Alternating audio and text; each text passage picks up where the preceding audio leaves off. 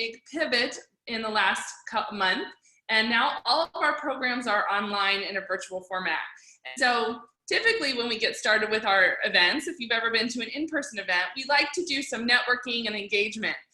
Because it's a different day, we are doing more, trying to do some engaging online. So the way we are getting started is if you have if you can see where your chat box is, the chat box is at the bottom of your screen for most people if you're on your computer. And if you click on the chat box, you can just type in where you're calling in from and any kind of job or industries that interest you. All right. We do, Trevor. Yeah, Trevor's going to be speaking today, and he's like, we have a great mix already up here. So the other thing you can do to help engage with this today is if you see somebody that's in a similar industry as you, or maybe is in a specific area as you, please feel free to connect with them directly. There is a way to talk to attendees directly. So I'm going to hand it over to Sheila Coulomb for a few minutes to let her walk you through some of the technical pieces.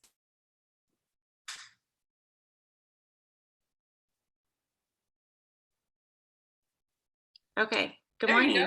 So if you're having any trouble with your sound, you might need to check your system sound settings. If you do need help, we do have our Career Connectors phone available. The number's there, 480-442-4806.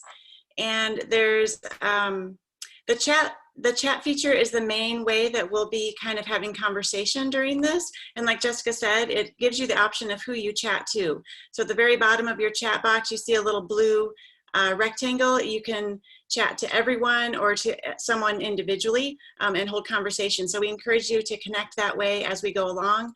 And we have wonderful Julia Turan is here kind of monitoring the chat. So if you have questions for any of the speakers as we go ahead and put it in there and we'll make sure we incorporate those. You also have some options, depending on what device you're viewing from, you have options of how you view our videos. Like right now you should see, if you're on a desktop, you'll see 3 of us, Trevor, Jessica, and I are all on video, and you can change how we're displayed at the top of your screen there. And yeah, so let's keep the conversation going. Thanks.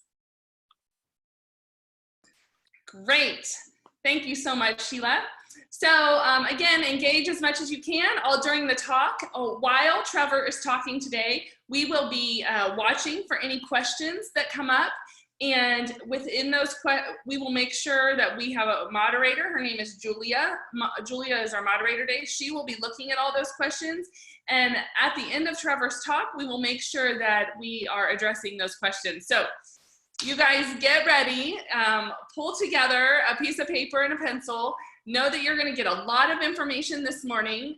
We will be blogging this content, and we have gotten permission to share out this presentation as well. So that will come later today. But Trevor has some good stuff for you guys today, and I'm so excited for you to hear about it.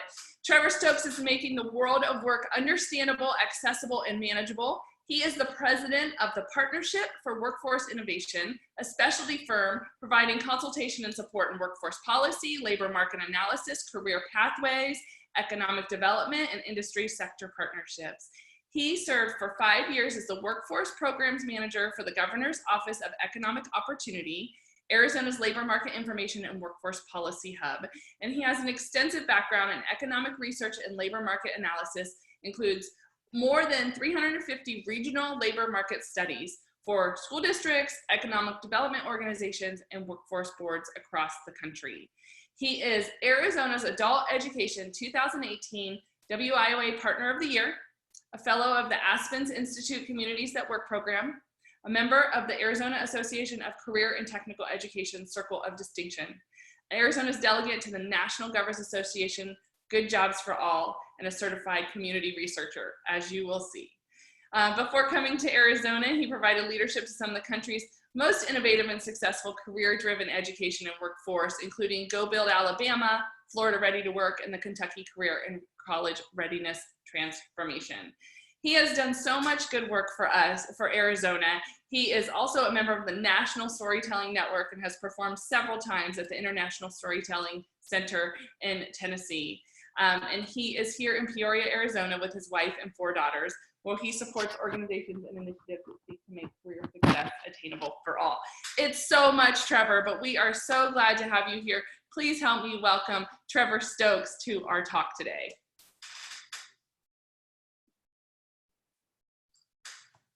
Thank you, Jessica. I really do appreciate that. It's a pleasure to be with you today in a virtual setting. It's a little bit different. I typically do a lot of public speaking. I'm trying to make the transition to the virtual environment that a lot of us are in right now as we're learning how to do our work, without being in the same room together. It's a little bit different. It is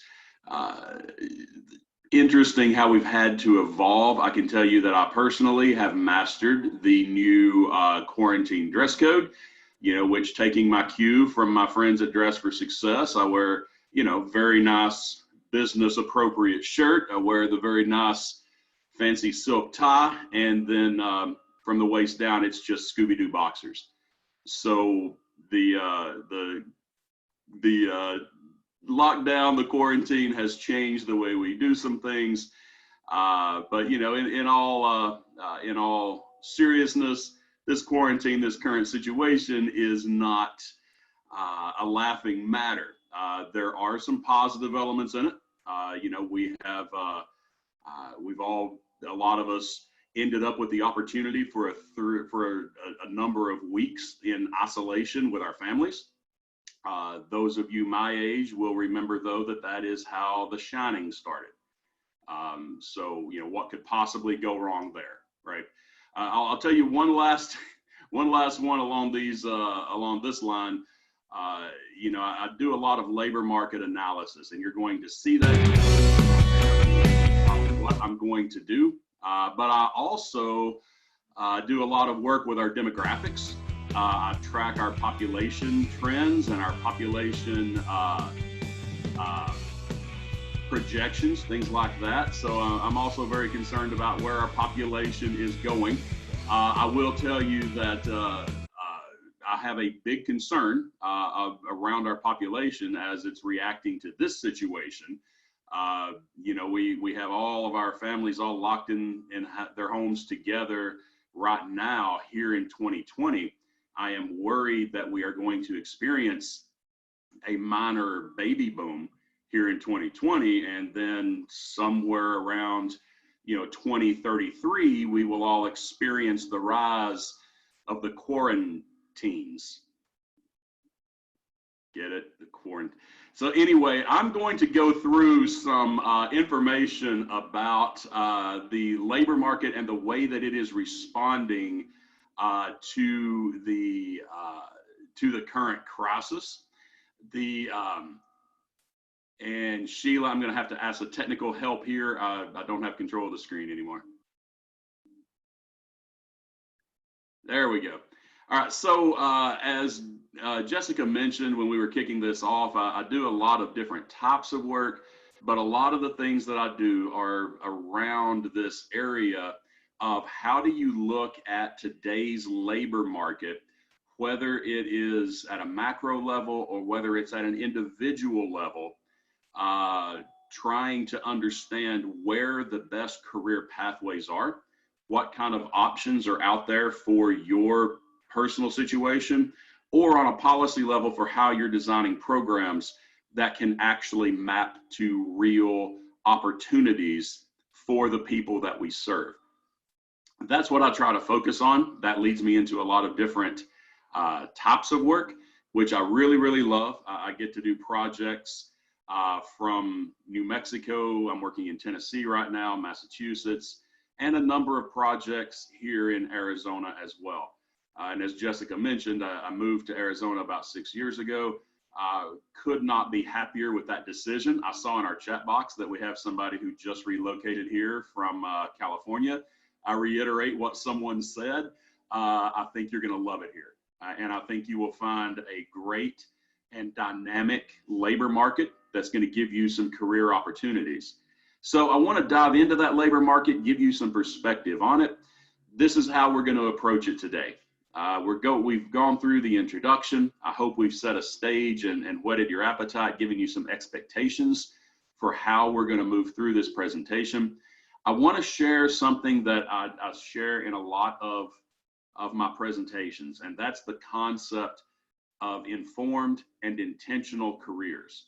It's my opinion that we have all the information, we have all the data, we have all it takes for you to approach your career intentionally instead of just falling haphazardly into whatever you were able to find. That intentional career concept is what I always like to mention, and what we'll touch on just a little bit today. Then we're going to talk about the jobs. The impact of the pandemic in which we currently find ourselves is huge. The unemployment rate you can't really see yet in terms of the impact, but according to the economists that I follow, we can expect to see an unemployment rate somewhere around 13%.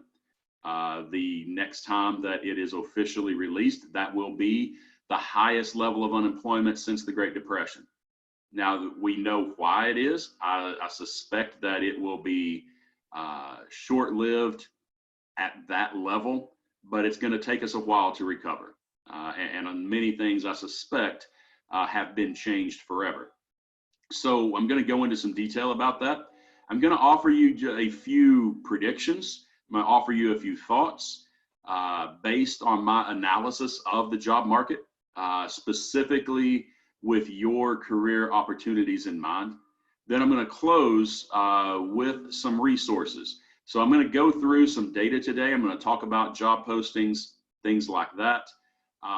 But everything that I used for this research is publicly available. So even the information on job postings has been made available on a temporary basis for the duration of our crisis. And all of you will be able to access that if you want to do your own research, make your own intentional career plan.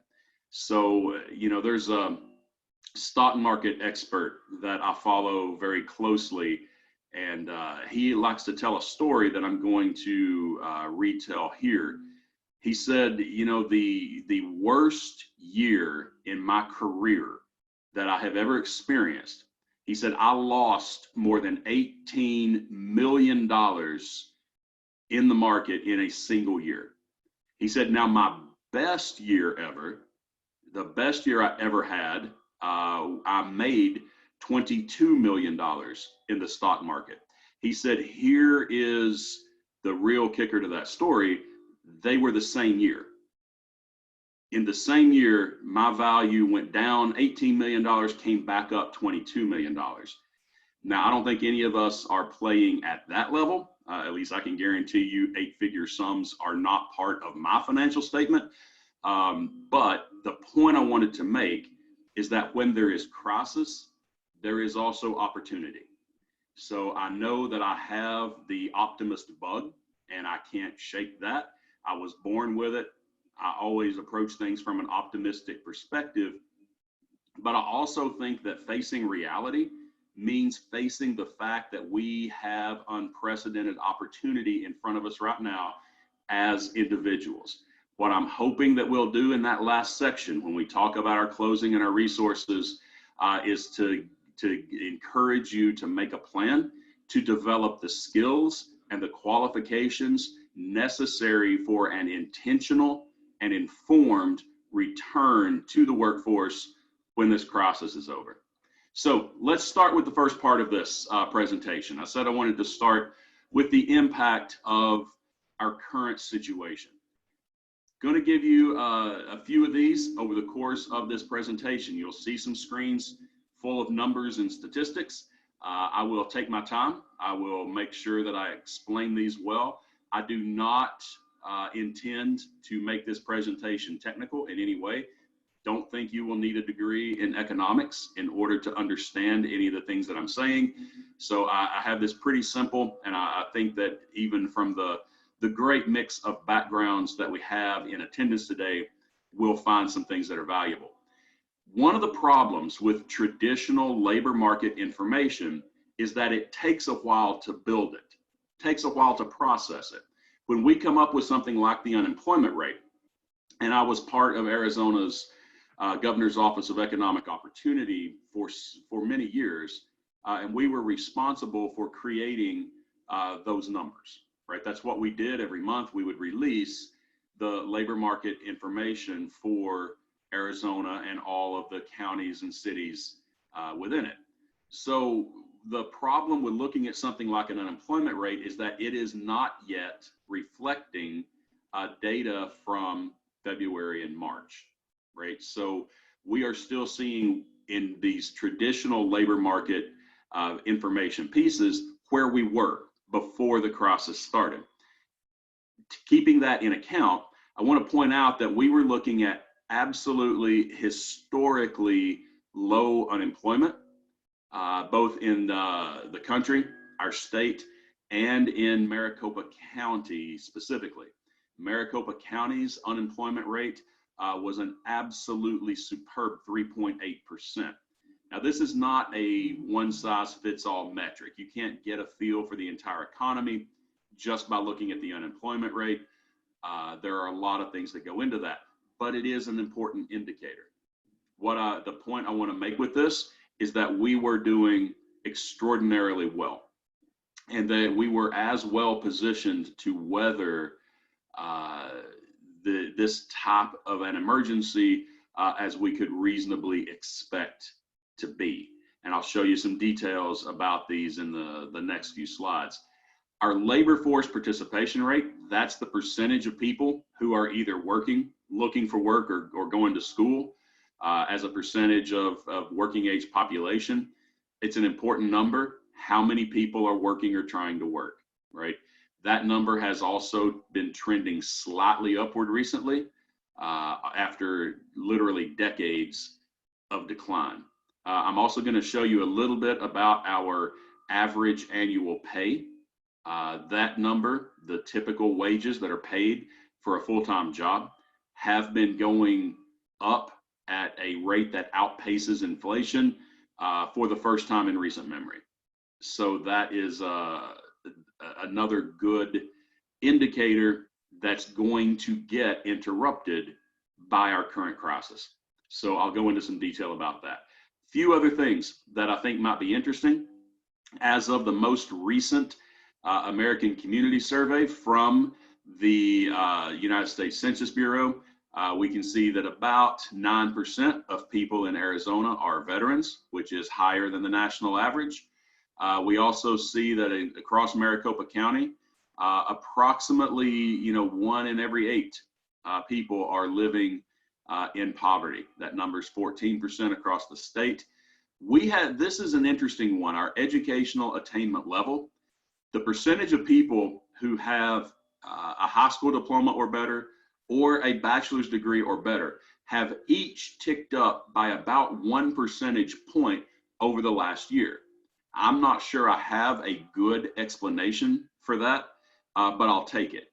We have a better educated, better prepared generation coming up now than we had in the past. That trend is moving in the right direction. What does that mean for you in terms of your individual career options? It means the people out there who are competing for the same jobs you want are likely better educated than they were in even the recent past. So these are a few of the quick facts that I wanted to share with you about the economy, about the labor market as it stands right now. Let's look at a few trends. I mentioned that our unemployment rate has been trending downward. You'll see that when we came out of the Great Recession, we started a downward trend that has continued to today.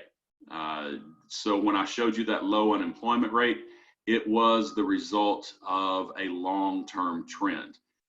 This is a reason for optimism. Where our labor market has been interrupted, I do not think it has been killed. And I think that we will have a return to the kind of healthy economic trends that we were seeing prior to the advent of our current crisis. So when you have that type of employment trend going on, that ends up making wages rise. When there's more demand for labor, employers end up paying more for it.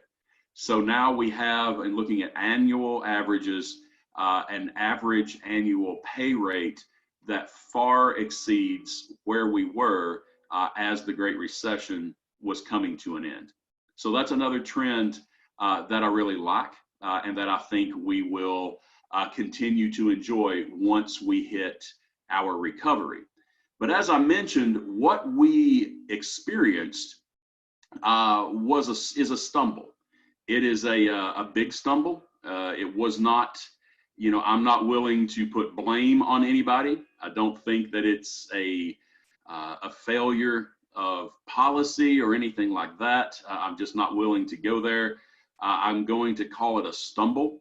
The good news about a stumbling labor market is that we have been here before.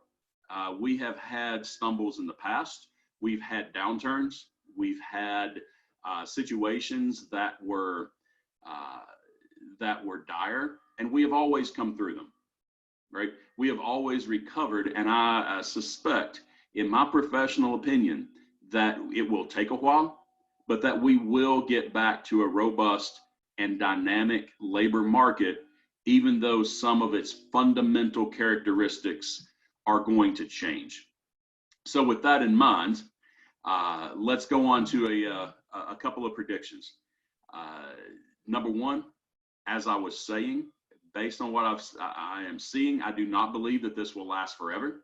If any of you, and you can tell us this in the chat, because I'm kind of curious whether we have anybody in the event today who lost your job or have been temporarily laid off because of the impact of our current crisis, because of the coronavirus pandemic. Have you lost your job? Have you been laid off? Are your hours being cut? Is that why you find yourself in your current situation? I see a number of yeses coming in our chat window. I would love to get everybody participating on that chat window. And oh my goodness, an overwhelming yes coming in on this, saying that yeah, you've experienced impact on your career because of our current crisis. We have a couple saying no, somebody saying not yet, but you're anticipating it. Some of you saying no, but I know people who have. This situation is dire, and Cynthia just made a great point on this, saying that she was laid off prior to this, and then once the pandemic hit, once the quarantine hits, man, it becomes almost impossible to get back into the labor market, right? So, as we go through this presentation, I'm going to share information on the companies that are still hiring right now. I want to show you where there are people hiring as we speak. It is a challenge, but there are still some out there.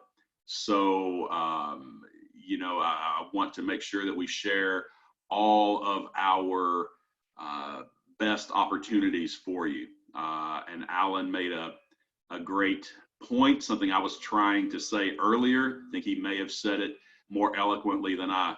He said, my positive career milestones have always occurred at economic crisis inflection points. Yeah, strange but true, right? Because as I said, when there is crisis, there is also opportunity. And I don't just mean this situation, but a lot of others as well. So wow, that's some really, really good content, some good conversation going on in the chat there. A lot of you who have experienced, excuse me, either job loss, a cut in your job, or you anticipated, or you haven't been able to get back to the labor market. What I want to tell you, just from the perspective of an economist, from the perspective of someone who makes a living looking at our labor market, I want to make sure that I'm being very clear. Hang in there. I do not believe that this situation will last forever. It will get back, and when it does, what I'm hoping you will take away from this webinar is that you have used the opportunity not as an excuse, but as an opportunity to better your skills and position yourself to be more valuable in the labor market than ever by earning the right credentials, developing the right skills, and becoming more valuable than ever in a labor market which will eventually come back. That brings me to prediction number 2. I think that a lot of what we are seeing now will become integrated into the new normal when we return to work. When we get back to our fully functional labor market, I suspect that there will be fundamental changes. I don't know what all of those changes will look like, but I do have a few thoughts that I'm going to share with you, because I suspect that what we know as a normal work environment has been changed for the long term. It remains to be seen whether that will be good or bad for us as the workers in this new normal. But I want us to be sure that we have prepared for it the best way that we possibly can. Prediction number 3 is this: because I think that one of the changes will be a new openness to remote work on the part of our employers, that there will be a new emphasis on productivity. So and I want to go back and clarify something here. I'm offering these predictions not because I think these are the 5 most important thoughts I could have had on this situation. They're not in any way the most important ones. These are 5 that I thought might be important to you, might resonate with you in this situation. So these are really, really dependent just on my judgment. But I do predict this: when our employers become more open to the concept of remote work, they're going to have to address the concern that has kept remote work from being a big part of our work model to date. And that is that they are scared that employees who work remotely will be tempted to slack off on productivity. They will be distracted by personal activities, family, pets, and they will eventually succumb to the temptation to be less productive than they were when they were on site at the employer's facility. Because of that, they may begin relying on technology that will support your productivity. They may be concerned about your productivity. Don't take that personally. Embrace that. If they, are putting something on your computer that requires you to be working at certain times, embrace that. Understand that the employers rely on you as an employee because of what you can produce, and that is something that I think will be a new emphasis when we return to our labor market. Now, here's one that is interesting just because of how we're talking to each other today. I predict that collaboration technologies, and by that I mean things like Zoom, the technology that we are using right now to have this meeting, will become an even bigger component of typical workdays. What that means is embrace it, lean into this kind of model, because it may become a big part of where we are going in the future in terms of the nature of work. If you can develop your skills, not just in looking at collaboration technologies, that you don't know just how to be an attendee in a Zoom meeting or a WebEx meeting or GoToMeeting, but you actually understand how to administer these meetings. You understand how to set them up, how to not just skate by with these technologies, but how to leverage them and get all the value out of them that you can. You're going to have a value proposition to bring to to employers who are now looking for a new way to do things they used to do in person. So what I'm going to recommend at the end of this is, while you have this time when you are separated and you have an opportunity to invest in yourself, this might be a good way to do it. A couple of these companies, I know especially WebEx, offers training and certifications on how to be a WebEx administrator. I recommend that you look into that, right?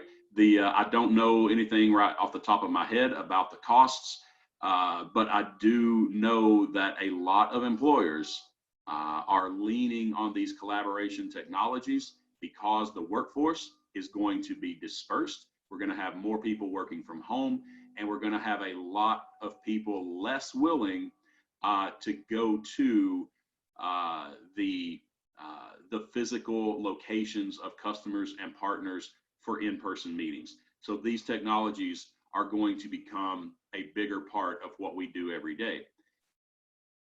That being said, leads me to my final prediction.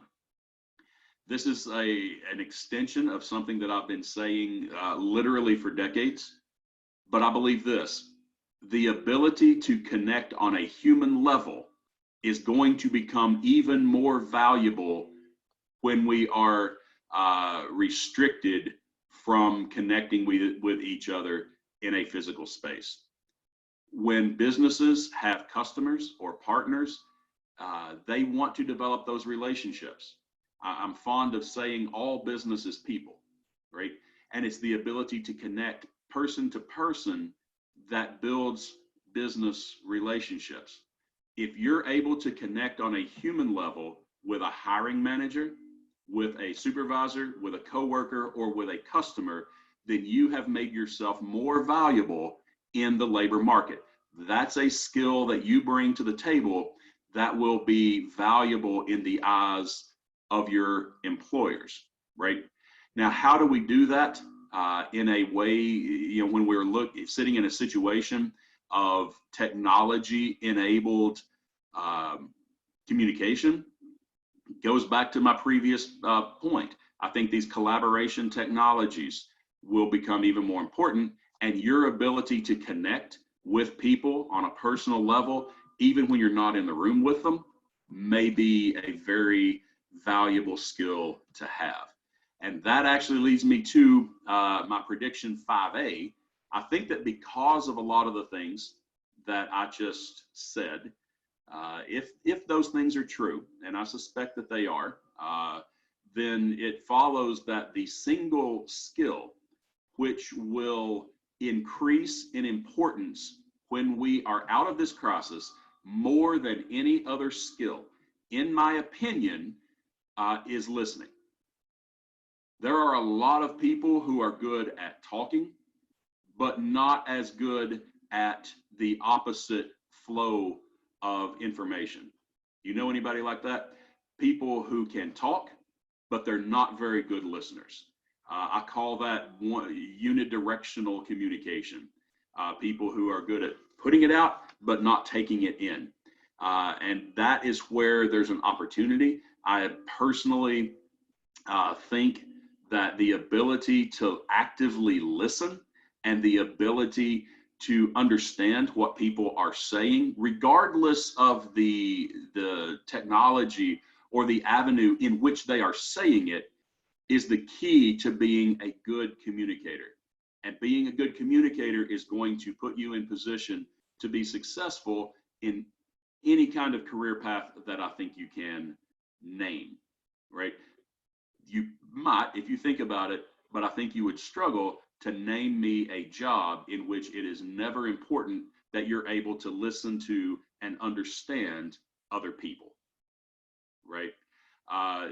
Somebody just mentioned one of my favorite sayings. Says there are people who listen and there are people who are just waiting to talk, right? And I used to do a training on effective communication And we used to call it combative listening. It was, once somebody has said something that you might not agree with, you just sit there. You don't really listen to anything else they're saying. You just sit there getting ready to disagree with them when they stop talking, right? That's not active listening.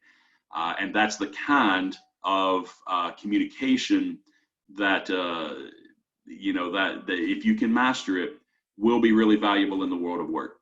There are resources that are available for that. Alan has mentioned that LinkedIn Learning, one of my favorite assets, and one that I will mention later when I give you this list of resources, is available. Lots of no-cost training available on LinkedIn Learning. If you get a chance to check that out, I think it would be valuable. There is one other point I want to make here before I get off of these predictions, and that's this. You can develop skills, and that will make you successful at work. Having skills doesn't help you get work. Being able to prove that you have skills, that's what helps you get work. So I recommend that anytime you work at developing a skill, if you're going to invest in building your actual skills, then take that final step and validate those skills. Earn a certification, earn a credential, earn a degree, take something that will enable you to prove to a hiring manager that you have those skills. The best tool, one that I will recommend for you from the state of Arizona, you can get to it through Arizona at Work, is the Arizona Career Readiness Credential. There's a network of more than 1,000 employers in Arizona looking for people who have that credential. Why do they want that credential? Because it is designed to validate that you at least understand concepts like professional communication and other soft skills like work ethic and attitude and things like that, right? So that is one that I would recommend. But whatever you do in terms of developing your own skills, make sure you earn some way to prove to a potential employer that you have those skills. We call that validation. So let's look at this concept, intentional careers. I'm going to switch gears just a little bit to talk about this. But before I do, let me ask a question. I'm going to warm everybody back up. Get ready on the chat window. Tell me the answer to this question. In one word, one single word, what is it that you think you bring to an employer that is the most valuable asset you have? What is the most valuable asset you bring to a job, you personally? Put it in one word. What do you think? Fearless. Love that. Collaboration, comprehension, love it. Drive, collaboration, adaptability. That's another good one. A couple of you have said drive. Integrity is a great one. Purpose, flexibility. I see a lot of creativity. I see a theme developing here. A lot of you think that your ability to adapt, learn new skills, master new technologies maybe, is what you bring to the world of work that is most valuable. 2 words, that's okay, Mickey. Emotional intelligence. Outstanding. There's not a right or wrong answer here. I'm just curious as to what you think. A couple of you have now mentioned integrity. Change, again, sticking with that theme of being able to adapt, being able to handle the curveball, to use a baseball analogy. That's outstanding. I will tell you a side story here because as Jessica mentioned, I am a storyteller and I have a habit of just going off to the side and telling you a story. But I got hired to do a labor market analysis in New Mexico that I just finished up a couple of weeks ago. And as part of that project, I had to look at job postings from 10 different educational districts all over the state of New Mexico. And when I looked at those job postings, what I was looking for was the single skill and the single certification or qualification most often requested in all the job postings across the entire state. Across all the job postings in that entire state, there was very clearly one skill requested in these job postings more frequently than anything else. Somebody tell me, what do you predict? What do you think the single most requested skill was in all the job postings across the entire state? Go into your chat box, tell me what you think. A degree, communication, dependability, Microsoft Office, getting along with people, man, that's a good one. You thought maybe leadership, dependability.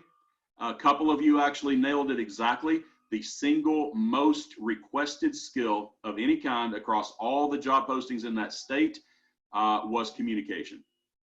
That was single most requested skill. Now, here's the point I want to make. The second most requested competency of any kind, and you can argue over whether this is actually a skill or not, but I found it instructive either way. The second most requested skill of any kind was integrity. Now, I don't know of a way to prove to a hiring manager that you have integrity, but that's something to keep in mind as you're walking into an interview or as you're pursuing a career opportunity. It's very likely that company, that hiring manager is really hoping that you are a person of integrity. And that may be one of the things they are most trying to figure out about you, right? So as somebody mentioned, not a good way to measure integrity that I know of, right? I don't think that SAT has developed an integrity exam or anything like that.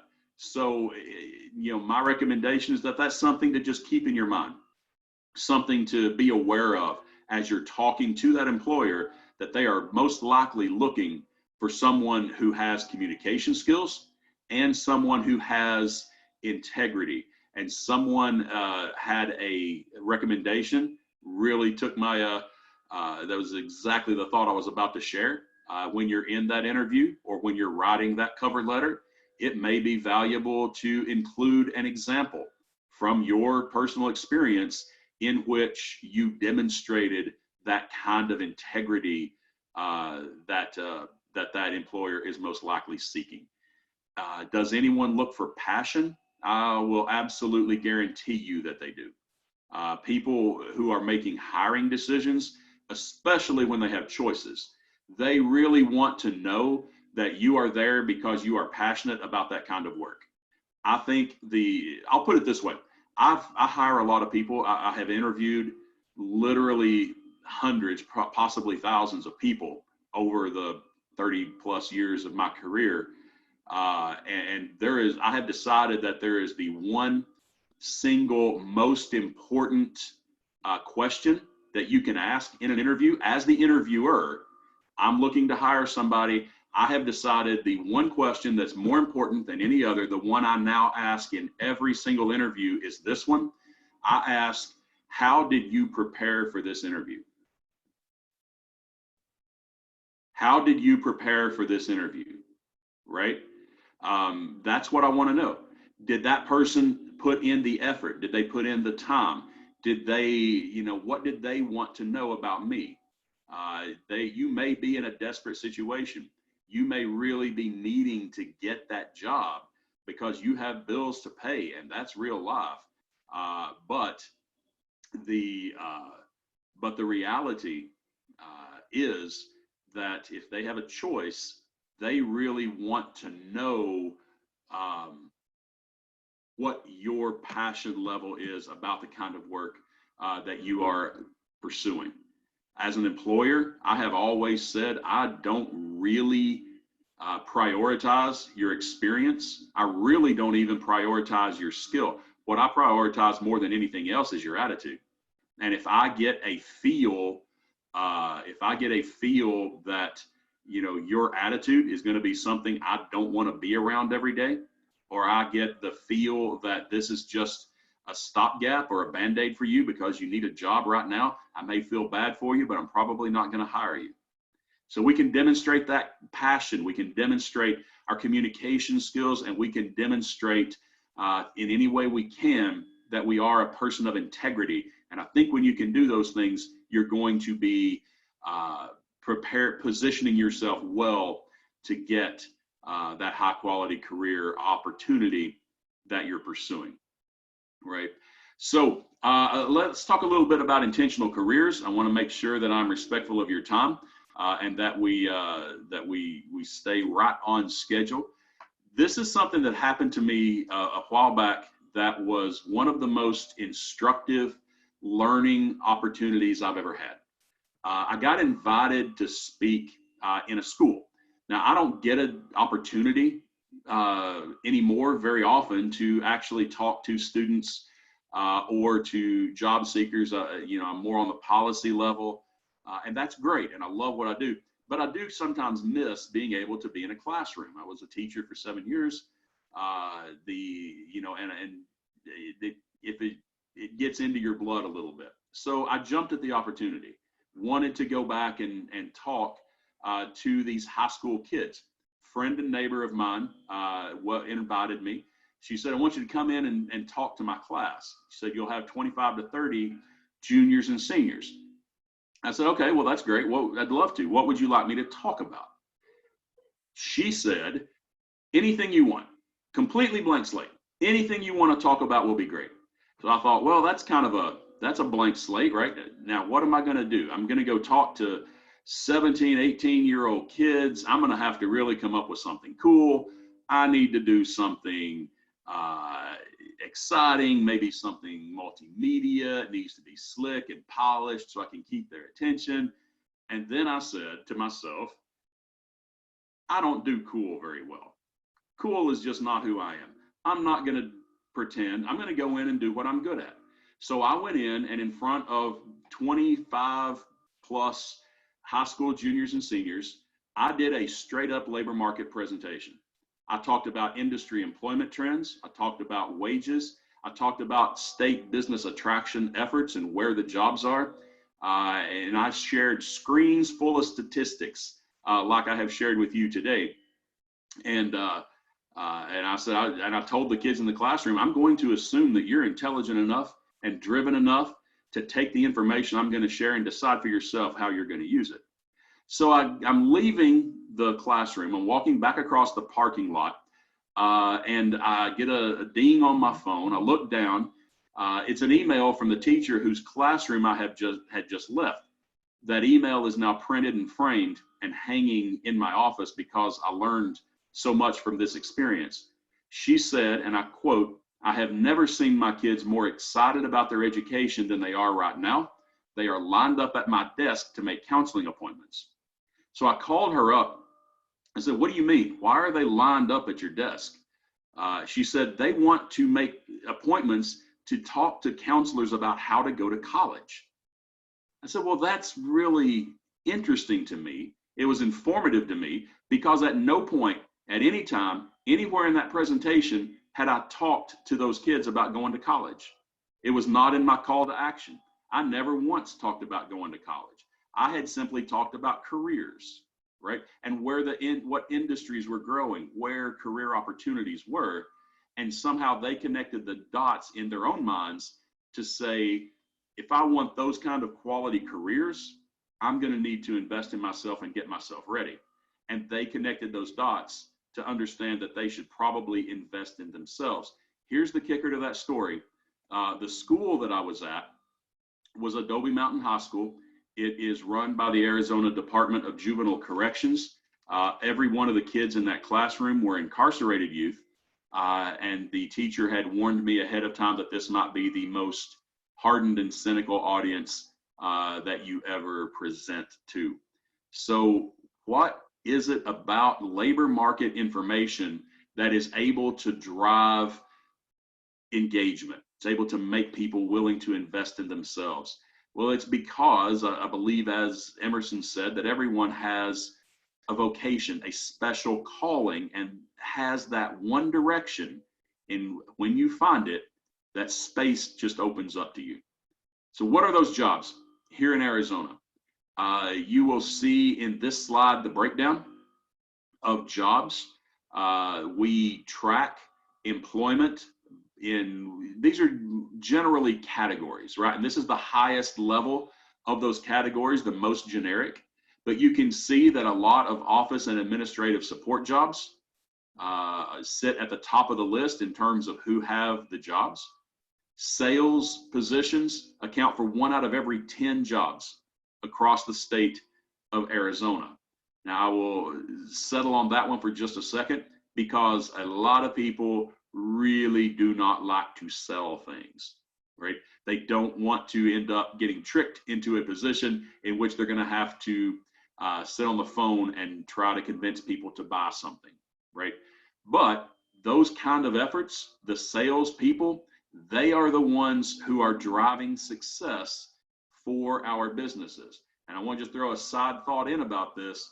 If you can develop these skills, if you can develop business development competencies, you will have developed something that really has value in the labor market, even if sales is not in your job title.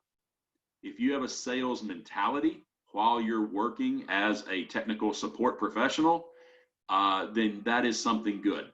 That is something that will be valued in the labor market, whether or not sales is actually your job title. So in my world, we also look at you and how we match careers to the things that matter to you. When I share resources, you'll see a link to something called ONET. That's a Department of Labor system that allows you to profile yourself, see what actually matters to you. Everyone is motivated by some combination of these 6 factors. And why that's valuable is that we have also profiled more than 900 different occupations in these same terms. So if you're someone who's motivated a lot by achievement and recognition, for the record, that's me. Those are the 2 that I score highest on. Then you can find occupations that are a good match for that. This is how we get started into this concept that I mentioned called intentional careers. Not just settling for whatever you can find, but also making an intentional plan. When we look at occupations across the state of Arizona, there are a lot of things you can look for. You can look for those jobs that pay the highest wages. Those typically require a whole lot of education. And the more education you have, the less likely it is that you're currently unemployed. And that is always the case. But a lot of these are in the medical fields, although business management also opens up some real opportunities. Another way you can look at all of these careers is to look at the kind of education they typically require. So we can look at the highest paying occupations that require a high school diploma or less. You'll find some that offer really, really good wages, but we don't have a whole lot of them. We can find some things that are really interesting, very specific, like police supervisors. We have some openings every year in that job, and they pay really well. However, you generally have to work your way up into that kind of a position. I looked that one up just as an example prior to this webinar. Around 61%, I think it was, of people who are currently a police supervisor, fall into that category, have less education than a bachelor's degree. So I think that's changing, and the educational requirements are now more stringent. But as far as who are in that job right now, there's a significant number who have that lower level of education. 1-year certificate programs are a great pathway to a rewarding career, and we have a number of careers across the state that fit into that category.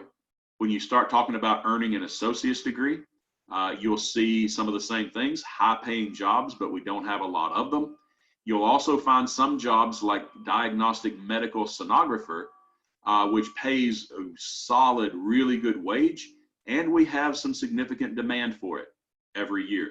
I can tell you that in this field in particular, the number of people we need to hire every year is significantly higher than the number of people we have earning this associate's degree every year.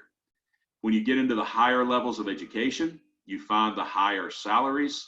These are the highest that we have anywhere in the state, but we do find a few, especially in the IT field, who are earning significant wages, and we see a lot of demand for those careers.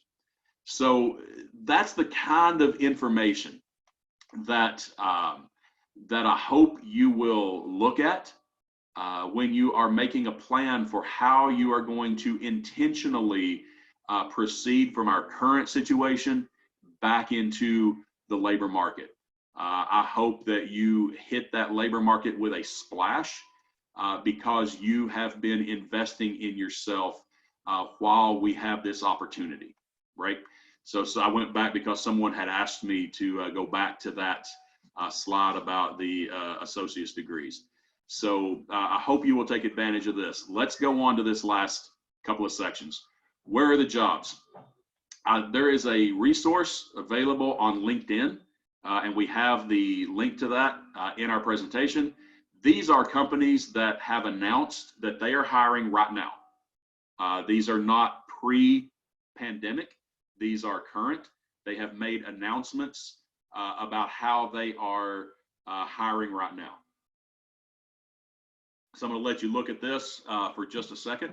These are the largest. They run the gamut from different industries, different types of occupations, different types of jobs. Some of them we're talking about contract work. Some of them we're talking about retail or working in the distribution centers. Dollar General has announced that they want to hire 50,000 people in their stores by the end of April. And this list is constantly updated at the link that Julia is sharing with you in the chat box. Another interesting one, I saw somebody has a background in education.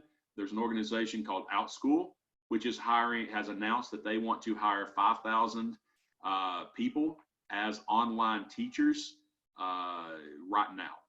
They have these openings because of our schools being shut down almost everywhere in the country. It is opening up opportunities for people who know how to use collaboration technology to facilitate education. We are in a crisis, but it remains true that we are still hiring. As of, I put today in this table, this was yesterday when I updated the numbers, we still have more than 6.5 million job postings online right now. That is way down from this same date last year, but that's still 6.5 million opportunities. We have 112,000 postings in Arizona as of yesterday morning. Now that is way down from the same date last year, but it is still a significant level of opportunity that we're looking at. Here in Maricopa County, not the single day, but for the entire month, that's why you see the higher number. I left out the negative sign here. We're down 7%, but there have still been 138,000 job postings across Maricopa County in the last month. What are they looking for? Number one, registered nurses. We have more than 6,000 openings according to the job postings for registered nurses right now. That is down more than 25% from last year. And it's interesting to me that two of our top occupations, registered nurses and truck drivers, are still looking for significant numbers of people. They need to fill openings, but these numbers are way, way, way down. These are two of the most heroic and most critical roles in our labor market right now, addressing our pandemic and addressing this quarantine situation. But the ones who are specialized, while we are focused rather on the COVID-19 cases, there are a lot of nurses in places like schools, doctors' offices, and other locations who are losing their jobs, or we have employers not filling them. Same thing with truck drivers. But while we have some pulling, incredible amounts of work, we have a lot of others who used to deliver to things like restaurants and non-essential retail stores who have been idled. So it's an interesting dynamic of both demand for those who are still in demand and a real shortage, a real downward trend for those who were in the part of the economy worst hit by this situation. We do not have enough people coming through our talent development ecosystem for either of those careers. Employers who have recently posted openings in Maricopa County include Wells Fargo and Banner Health, Robert Half, Dignity Health. The link that I am going to share with you will give you the full list. I showed you those occupation categories earlier.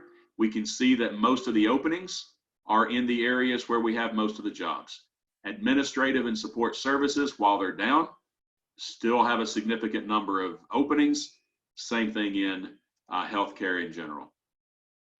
Skills that they are asking for. I looked through a list of the kind of skills that are outperforming the market as a whole.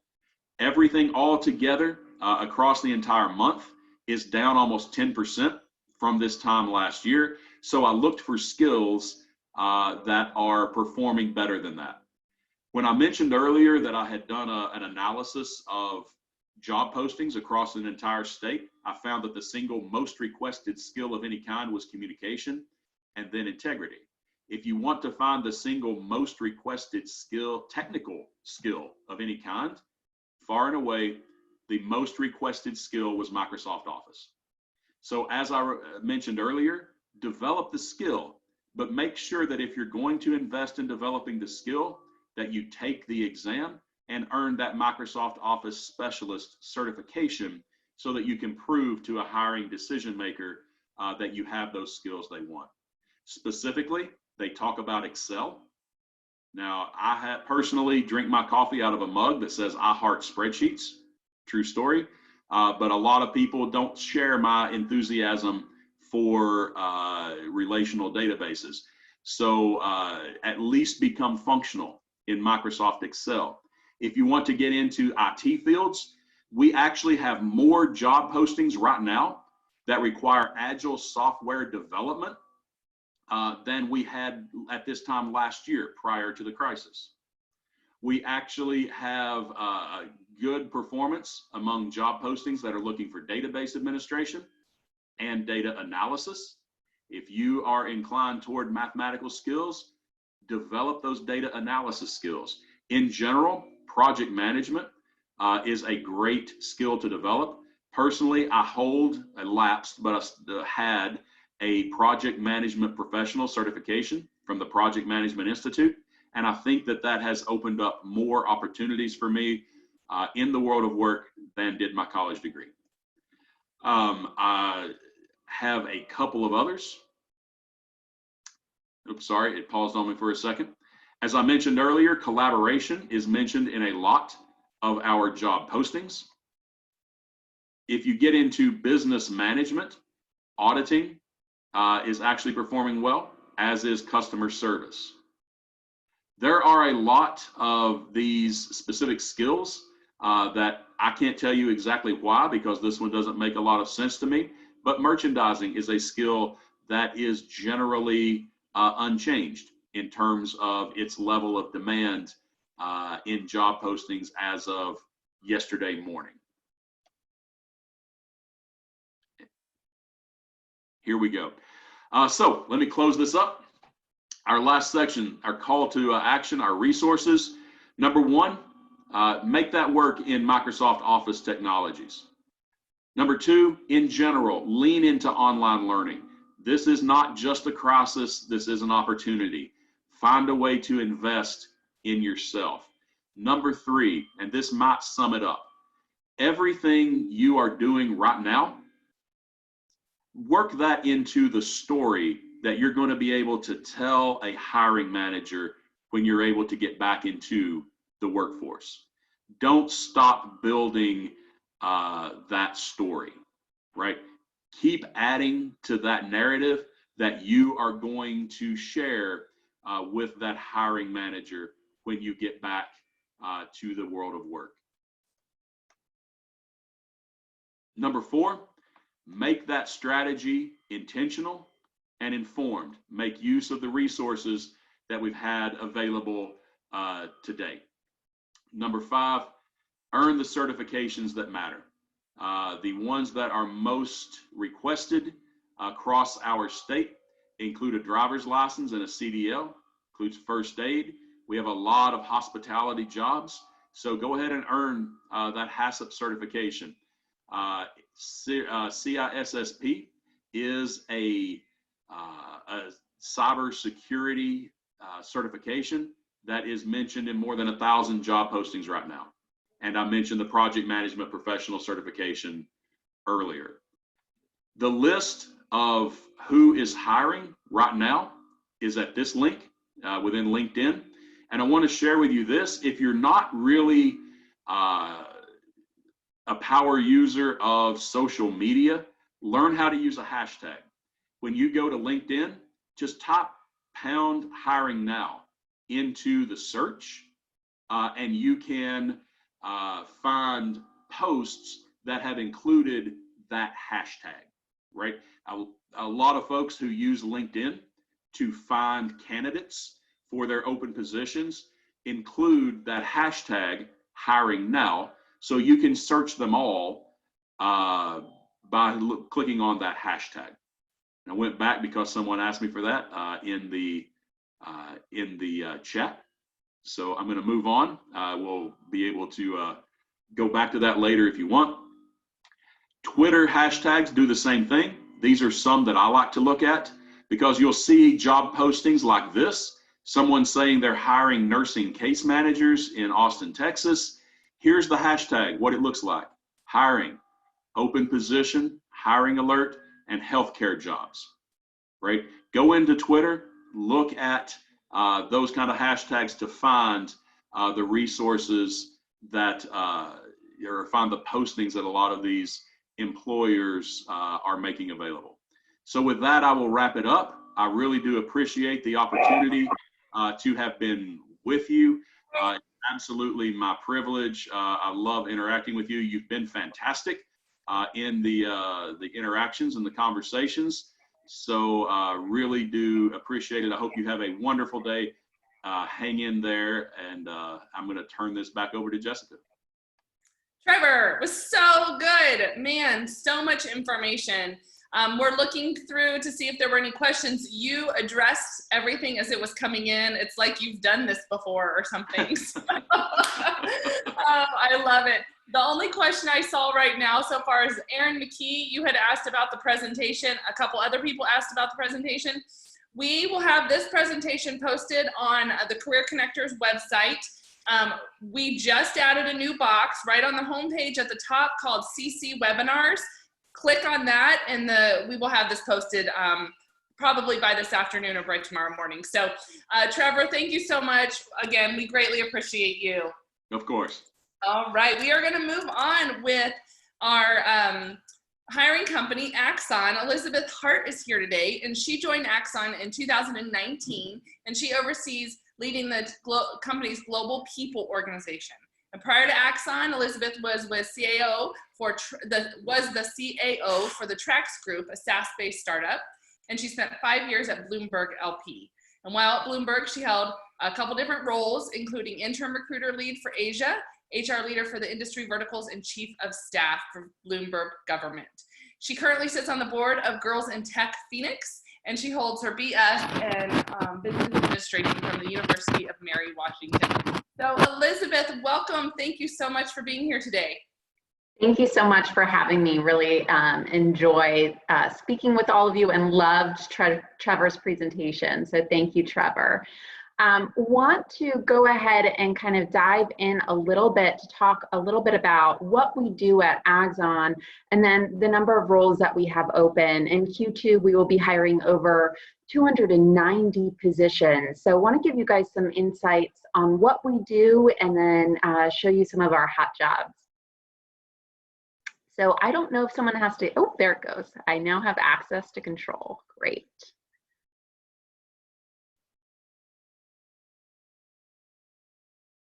Okay.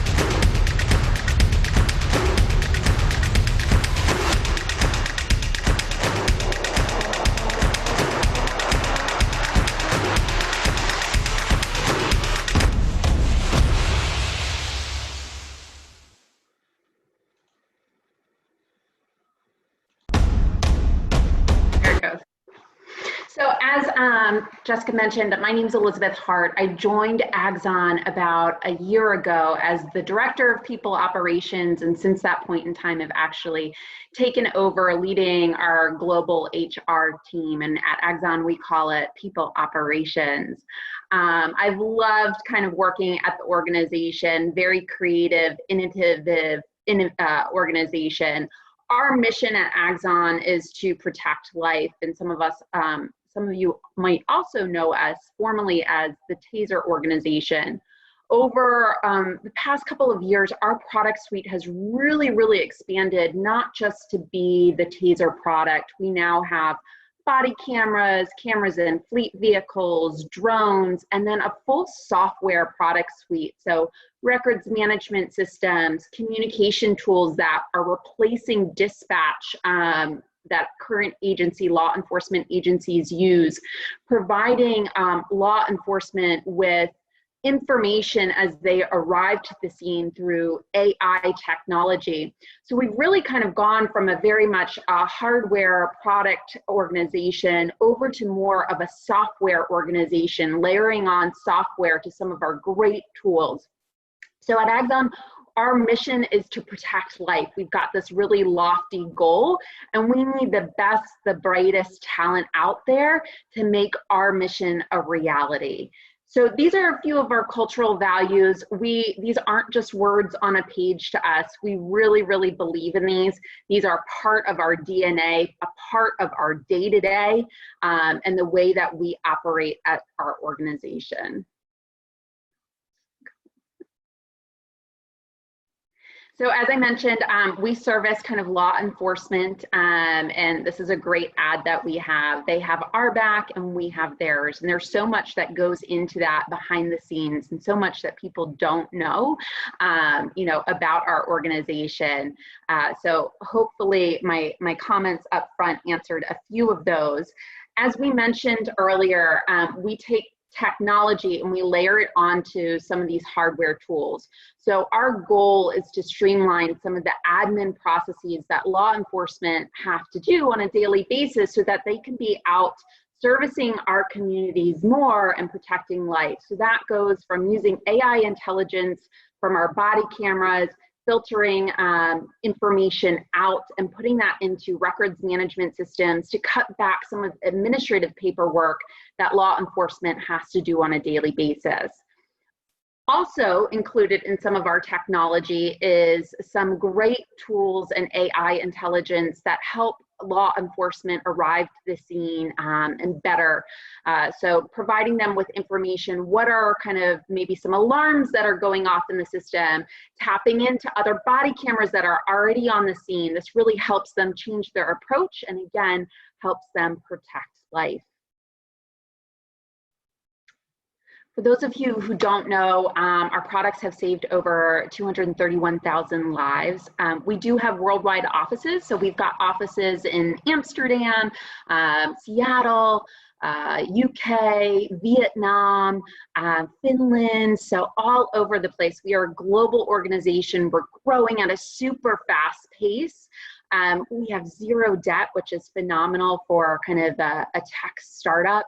And we continue to grow. And as I mentioned earlier, over 290 roles open in Q2, so super pumped. Some of the hot jobs specific to Arizona, our headquarters are here in Arizona, are listed here. Really runs the full gamut. I recommend everyone go to the careers website on the axon.com careers page and check out the full listing. You'll see all of our global positions, but really almost every single department right now is hiring. We actually, you know, during this time, while a lot of organizations are cutting back, we're doubling down. Our clients are really on the front lines and they're asking us, hey, can we get our products sooner? Can you deliver faster? So we need all of the help that we can to ensure that we're helping them protect the front lines.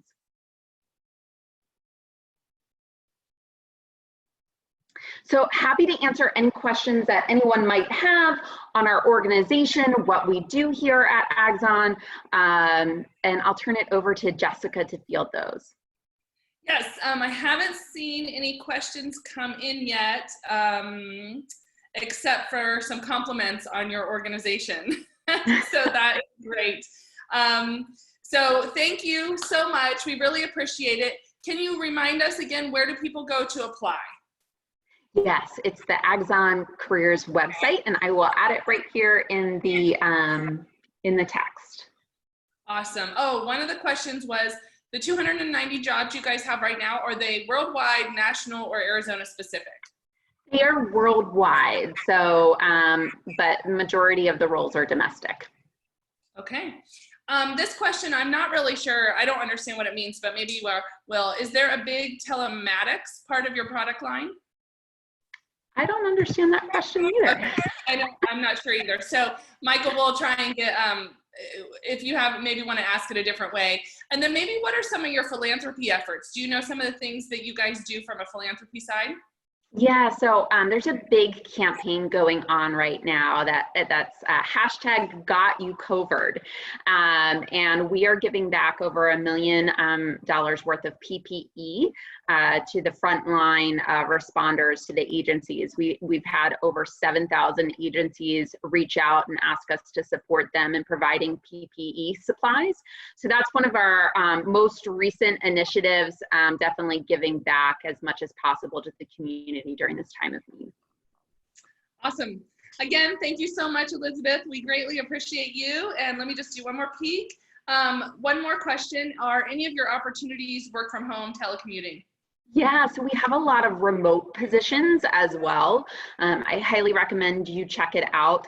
I think something as far as our positions in Arizona, historically, a lot of those roles were in office. One great thing about this time is it's really making organizations relook at how we promote kind of the work from home. And so we've talked a lot about that as our organization. Our CEO and our president, Rick Smith and Luke Larson, have definitely been supportive of doing more of that coming out of this. I think it's going to be a great learning for all of us. We've been using a number of tools and it's been going really, really well. So I'm super pumped from a culture perspective.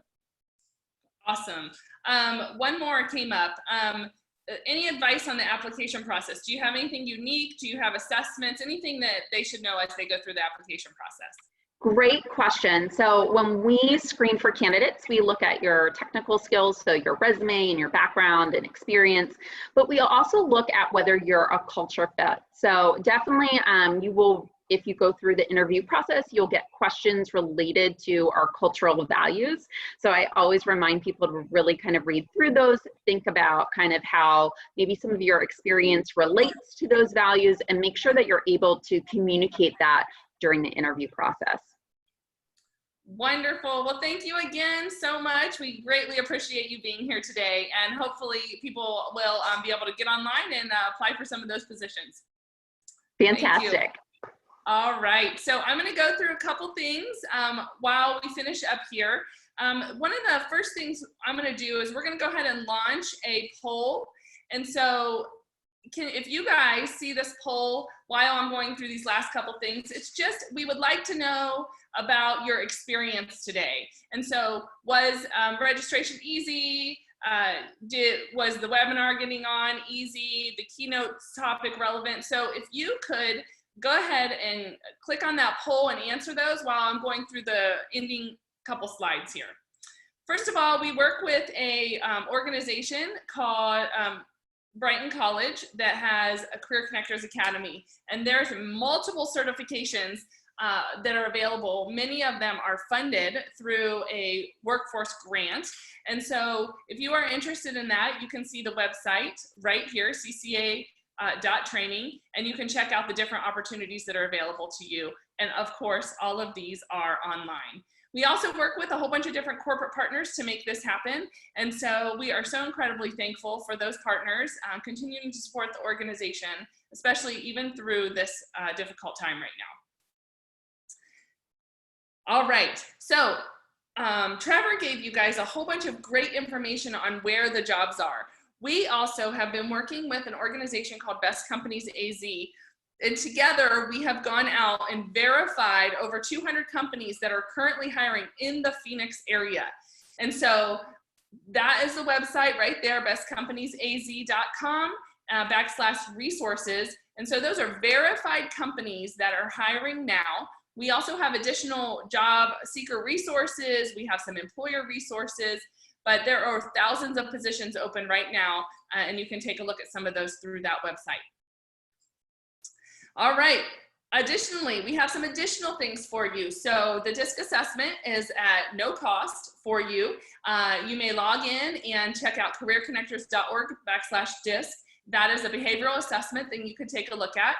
We also are blogging this event today. So we will have the blog up, which is a recap of the event. Then we will also have the webinar, which is new to us. We are posting these webinars on our homepage, and there are 3 different areas right on the homepage now. We have the webinars, and you can click there and see the one from last week, and then you'll see all the future ones listed. You will also see I'm doing daily, Monday through Friday, 3 to 4 minute updates on what's going on in our market and some different job tips. So you'll see some Jessica updates, and that's one of the options. And then the other option is we're doing some interviews with different resources throughout our community. I just did an interview with DES to help with unemployment. That's a phenomenal 20-minute conversation and interview with Jim Sorensen. He has some information for you about DES. We're talking to Goodwill next week about their career services. We will be talking to Arizona at Work that will also have career services, that also has career services. So those will be informational interviews. So those 3 are 3 different options for you to take a look at. Of course, you can connect with us on social media. We are trying to get as much information out as we can on social media as well. Okay, so this is super exciting. A new program we have.